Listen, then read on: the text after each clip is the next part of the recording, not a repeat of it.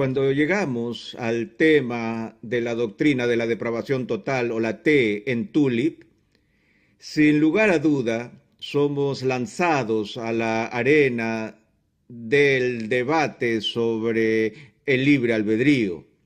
En realidad, la histórica controversia sobre el grado en que el pecado original nos corrompe realmente se centra en el tema del libre albedrío. No puede haber una conversación de 5 minutos sobre las doctrinas de la gracia o la doctrina de la elección sin que alguien pregunte ¿qué pasa con el libre albedrío? Y muy a menudo el debate sobre el libre albedrío se centra en dos marcos distintos. Por un lado, el tema de la libertad humana es el conflicto de la lucha frontal entre la relación de la soberanía de Dios y nuestra responsabilidad y nuestro poder para actuar como criaturas libres. Pero el otro lugar donde la discusión del libre albedrío queda enmarcada es en el tema de la relación entre la caída, el pecado original y el poder de la libertad humana. Permítanme unos minutos para leer un resumen confesional de esta disputa tal como aparece en la Confesión de Fe de Westminster, que es la Declaración Británica de Teología Reformada del siglo XVII, en la que leemos lo siguiente, cita, el hombre por su caída en un estado de pecado, caído absolutamente, esto es totalmente, ha perdido absolutamente toda capacidad para querer algún bien espiritual que acompañe la salvación. Así que como un hombre natural, siendo enteramente opuesto a ese bien y muerto en pecado, no es capaz por su propia fuerza de convertirse a sí mismo o prepararse por sí mismo para ello. Ahora, lo que está diciendo esta confesión es apuntar al carácter radical de esta doctrina, que afirma que la libertad del hombre en un área determinada se ha perdido por completo o totalmente por la caída, No es que el hombre ha perdido por completo su poder de elegir o de tomar decisiones, pero su poder moral para hacer ciertas cosas se ha perdido por completo. Y esa cierta cosa que se resalta aquí es que el hombre ha perdido la capacidad de convertirse a sí mismo o de desear por sí mismo algún bien espiritual. Ahora aquí está el punto crucial en el tema de la doctrina de la depravación total. Se traduce en la doctrina de lo que se llama incapacidad moral. Quiero tomar unos minutos para explicar este concepto y de nuevo podemos regresar al punto de vista de Agustín de la corrupción heredada.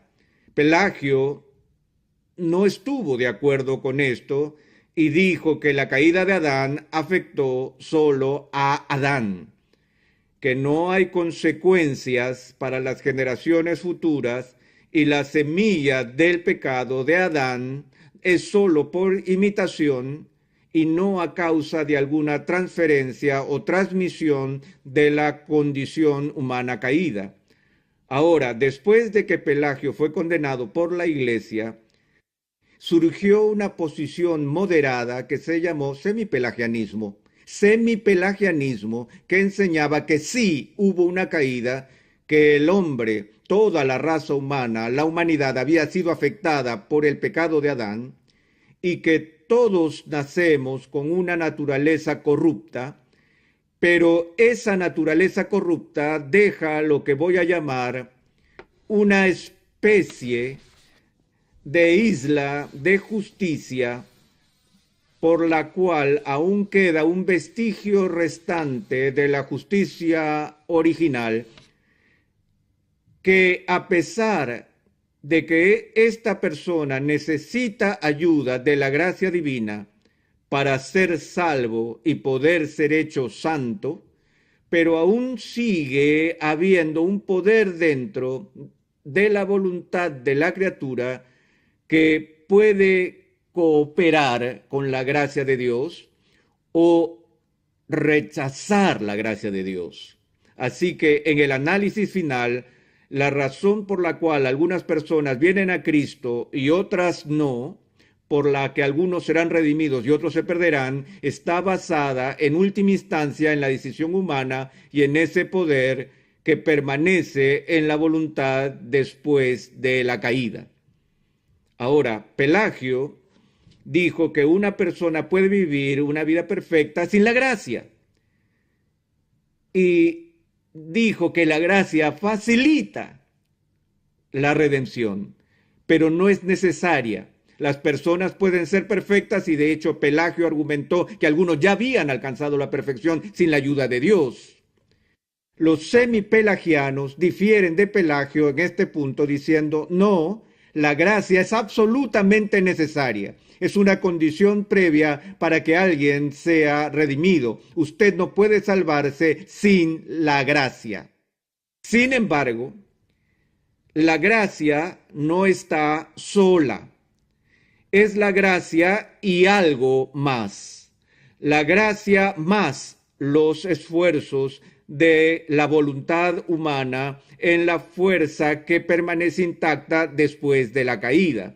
Agustín fue uno de los principales artífices de la idea que se recuperó en el siglo XVI en la Reforma, en una de las solas de ese momento, la famosa idea de sola gratia, solo por gracia. Agustín decía que la caída es tan profunda y que el poder del pecado es tan fuerte en el corazón humano que solo Dios, por su gracia y solo por su gracia, puede cambiar la disposición del alma humana para llevar a esa persona a la fe. Así que el tema aquí es si el hombre caído tiene la capacidad intacta, el poder moral intacto, para inclinarse a sí mismo o abrazar en su propia fuerza las ofertas de ayuda y asistencia que nos llegan de Dios. O es necesario que Dios haga el trabajo inicial de la recreación en el alma antes que la persona caída tenga el poder moral de decir sí al Evangelio. Así que de lo que estamos hablando acá es lo que se llama la iniciativa divina. Agustín diría esto, que antes de que una persona venga a Cristo, Dios obra de manera unilateral, monergista, independiente y soberana, cambiando el alma del pecador, rescatando al pecador de la prisión de la esclavitud moral, por la cual, por naturaleza, él está muerto en sus delitos y pecados, y en ese estado de muerte espiritual es moralmente incapaz de levantarse a sí mismo, por lo que Dios tiene que venir y respirar nueva vida espiritual y poder en el alma de esa persona, y usando el lenguaje de Pablo para sacarlo de un estado de muerte espiritual y producir fe en el corazón de la persona antes que esa persona tenga el poder de venir a Cristo. Ahora bien, esas personas vienen a Cristo y eligen a Cristo, vienen voluntariamente y con alegría y todo lo demás, pero no antes o hasta que Dios haga su obra por gracia soberana en llevar a esa persona de la muerte espiritual a la vida espiritual. A eso lo llamamos renacer monergista o regeneración monergista, ¿Qué significa? Que es obra de Dios únicamente y nada hay que pueda hacer para ganarlo, para merecerlo, para lograrlo o para provocarlo. Tengo que dejar este caso, en última instancia, en la gracia de Dios y en la gracia de Dios solamente. Ahora, uno de los textos bíblicos importantes que habla de estos se encuentra en el Evangelio de Juan, en el que Jesús hace una asombrosa declaración. Él dice en el verso 63, el Espíritu es el que da la vida, la carne nada aprovecha. Las palabras que yo os he hablado son espíritu y son vida, pero hay algunos de vosotros que no creen, porque Jesús sabía desde el principio quiénes eran los que no creían y quién le había de entregar. Y dijo, por eso os he dicho que ninguno puede venir a mí si no le fuere dado por el Padre. Ahora recordamos la conversación anterior de Jesús con Nicodemo, el que vino de noche. Jesús habló de la necesidad que tiene una persona de nacer de nuevo. Antes que pudiera siquiera ver el reino de Dios, sin mencionar entrar en el reino de Dios, y en esa discusión con Nicodemo, Jesús le dijo, lo que es nacido de la carne, carne es. Y lo que es nacido del Espíritu, Espíritu es. Y así como Jesús hace este fuerte contraste entre la carne y el Espíritu, asimismo el apóstol Pablo hace lo mismo cuando habla de la metáfora de la batalla que se lleva a cabo entre la carne y el Espíritu en la persona que ha sido convertida. Incluso cuando uno ha nacido del Espíritu, la carne no está completamente aniquilada y esta lucha está en curso, pero hasta que el Espíritu Santo cambie tu vida, todo lo que eres es carne. Esto es lo que Jesús le dice a Nicodemo. En el nacimiento natural, en el estado natural, uno nace en el estado sarx, el concepto bíblico de la carne. En esta condición caída, donde los deseos de tu corazón solo son malos continuamente y de los cuales el apóstol Pablo dice que uno camina según la corriente de este mundo, conforme al príncipe de la potestad del aire y que estamos muertos en nuestro pecado. Esa es la condición de la carne. Ahora aquí en Juan 6, Jesús dice, la carne aprovecha, ¿para qué? Para nada. En su discusión con Erasmo de Rotterdam, Lutero, quizás en su obra más famosa, La esclavitud de la voluntad, elaboró su exposición de este texto bíblico y se mantuvo opuesto a Erasmo por hacer que la carne hiciera algo en el proceso de salvación. No solo eso es importante, sino que es fundamental y no solo se beneficia de algo, sino que se beneficia de todo, ya que si en el análisis final nos basamos en este poder moral innato dentro de nosotros que no es tocado o encarcelado por la caída y que el poder de la carne aquí es inclinarnos al bien espiritual y uno ejerce la inclinación adecuada, lo que nos daría es la vida eterna. Y Lutero nunca se cansó de discutir con Erasmo diciendo que nada no es un poco de algo. Y dijo que Jesús fue serio cuando dijo la carne para nada, nada aprovecha. Luego él va a hacer esta declaración. Ninguno puede venir a mí si no le fuere dado del Padre. Ahora, este texto es muy importante ya que inicia con la declaración ninguno. Y si ustedes son estudiantes de la gramática, de la lógica, reconocerán esa declaración o ese concepto, ninguno, es lo que se llama una proposición negativa universal. Describe algo negativo de todo lo que se conoce como hombre. Ahora, me gustaría decir que esto se utiliza de una forma específica de género y solo se refiere a la incapacidad moral inherente a los varones. Desafortunadamente, el uso aquí en el griego es la abreviatura para humanidad. Lo que Jesús está diciendo es que ningún ser humano, él está diciendo algo acerca de todo el mundo, algo negativo sobre todo el mundo. Ahora, la próxima palabra es crucial. Ninguno puede. No, ninguno debiera. Sabemos la diferencia entre puede y debiera. Hemos hablado de eso muchas veces. Recuerdo que cuando estaba en el colegio le pregunté a la profesora, ¿puedo ir a afilar mi lápiz? Y ella dijo, yo estoy segura de que puede, pero usted quiere decir si debes ir a afilar el lápiz.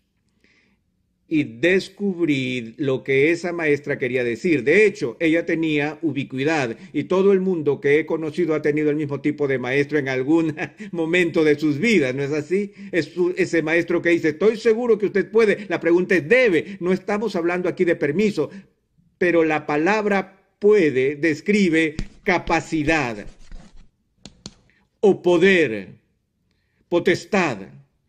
Y lo que Jesús está diciendo aquí es que ningún ser humano tiene el poder o la capacidad de hacer algo. Ahora, estas son palabras fuertes viniendo de los labios de nuestro Señor. No se trata de Agustín o Calvino o Lutero. Este es el mismo Cristo que dice algo acerca de la capacidad del hombre. Y él dice que ninguno es capaz, ninguno tiene el poder para hacer qué, para venir a mí. Así que hay una falta de capacidad inherente de algún tipo en los seres humanos para venir a Jesús de algún modo. Ahora, obviamente, cuando él dice ven a mí, no está hablando de algo espacial o geográfico. Obviamente ninguno de nosotros tiene la capacidad de ir a él en su presencia terrenal en Palestina porque él ya no está allí. Y él no estaba diciendo que ningún hombre podía venir y averiguar dónde él vivía. El venir a mí es la forma en la que él llama a la gente a que se acerquen en fe para su salvación. No creo que haya algún erudito bíblico que ponga en duda que eso es lo que Jesús está diciendo aquí con respecto a venir a Él. Nadie puede venir a Él a menos que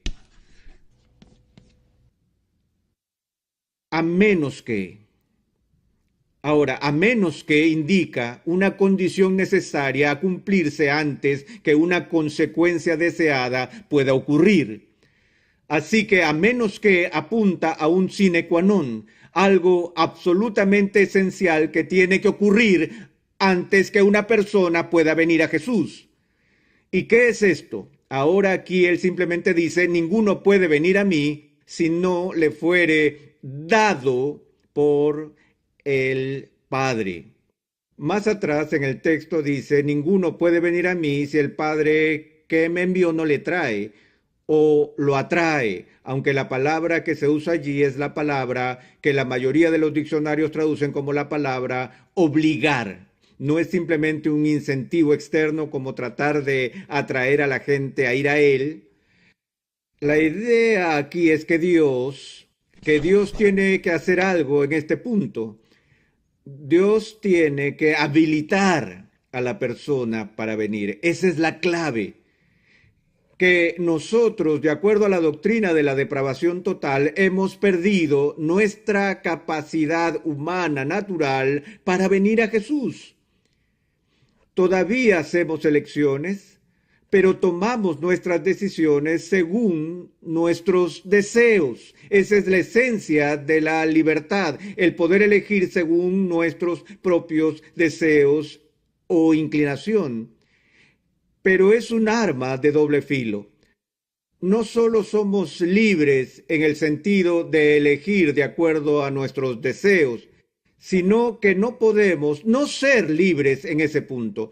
No solo podemos elegir lo que queremos, sino que la única clase de elección que es una elección real es la elección que se hace según lo que uno desea. Y así todos aún somos personas libres en el sentido de que podemos hacer lo que queramos. Pero esa no es la libertad real a la que el Nuevo Testamento se refiere.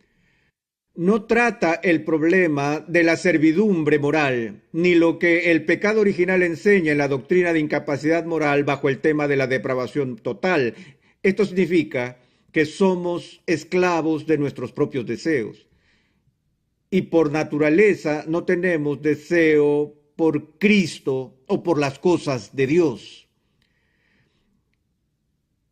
Así que libremente lo rechazamos en la medida en que elegimos lo que queremos y lo que no queremos es a Él, a menos que Dios cambie el deseo del corazón. ¿Ven? Por eso es que no se llama incapacidad natural, se llama incapacidad moral. No tenemos el poder o la capacidad de amar el bien.